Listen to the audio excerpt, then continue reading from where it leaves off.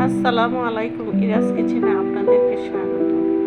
আজকে আমি পটল তেল ঝাল রান্না করব।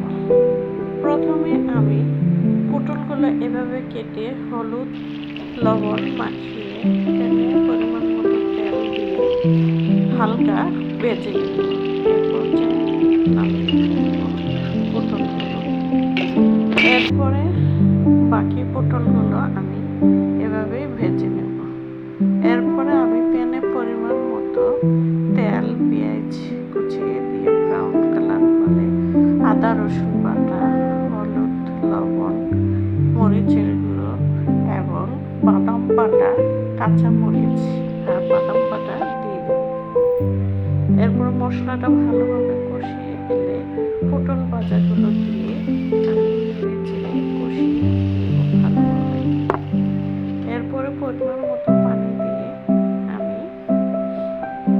রান্না করে নেব। এরপর লাস্টে আমি জিরার গুঁড়ো দিয়ে দেব। এই তো আমার